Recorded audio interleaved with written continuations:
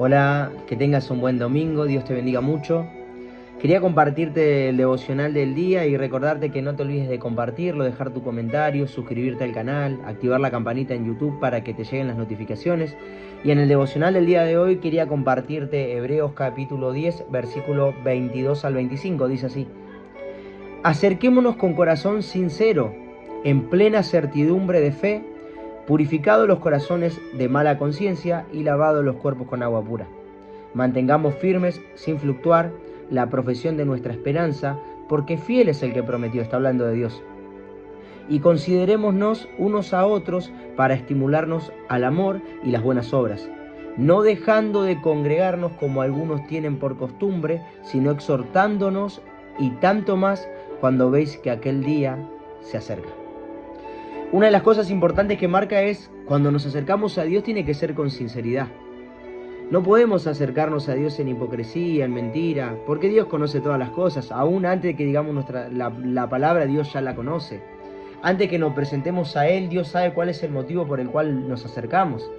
Entonces creo que una de las cosas muy importantes es la sinceridad. Hay una oración para mí en la Biblia que es muy sincera, pero que provocó que la mano de Dios se moviera tanto, que es la historia de Jacob. Cuando llega el momento de que él se tenía que encontrar con su hermano, sabía que su hermano estaba con un ejército de 400 hombres y que no lo buscaba para saludarlo o para ver cómo estaba. Y cuando llega la noche que él sabe que al otro día se iba a encontrar con el hermano, él hace una oración y dice: Señor, líbrame de mi hermano porque le temo. Reconoce su miedo, reconoce su temor, y eso permitió que Dios se encontrara con él. Conocemos después la historia de lo que sucedió, que fue impactante, y su historia fue cambiada y fue transformada, pero todo comenzó con una oración. Ya la promesa la tenía, el propósito estaba establecido, pero ahora era necesario ser sinceros delante de Dios. Y yo creo que en cada uno de nosotros, cuando somos sinceros delante de Dios, es cuando Dios puede romper cadenas, cuando Dios nos puede hacer libres, cuando Dios nos puede perdonar, nos puede restaurar. O sea, es una pauta principal: sinceros delante del Señor, limpiando nuestra mente, nuestra conciencia de todo lo incorrecto. Y también da un llamado de atención diciendo: y también lavado los cuerpos con agua pura, es decir, bañate. O sea, tenemos que bañarnos. Y sigue dando consejos y sigue diciendo que nos mantengamos firmes sin fluctuar. Una persona fluctuante es una persona cambiante, que un día quiere una cosa, al otro día quiere otra, pero dice que nosotros tenemos que ser constantes, porque tenemos que mantenernos fieles a la profesión con la cual fuimos llamados. ¿Y cuál es la profesión que todos fuimos llamados? Predicar el Evangelio. Todos fuimos llamados a predicar de Dios. Quizás algunos ministrando en un altar, en la iglesia, pero predicar el Evangelio no es solamente hablar la palabra, es también ser ejemplo. Es poder marcarle a otros el camino que tienen que seguir, y eso también es predicar. Porque esa es nuestra esperanza, de que fiel es aquel que lo prometió. Y da una exhortación diciendo: no dejando de congregar como algunos tienen por costumbre, sino exhortándolos unos a otros. Exhortar es alentar. Y tanto más cuando vemos que aquel día se acerca. Sabemos que las señales que se están cumpliendo y demás hablan que la venida de Cristo está pronta. Y tenemos que alentarnos los unos a los otros. Y quizás hablar de esto quizás es muy contradictorio para muchos o es chocante, pero no es lo que a mí me parece, es lo que está en la Biblia. La Biblia dice que hay que congregar.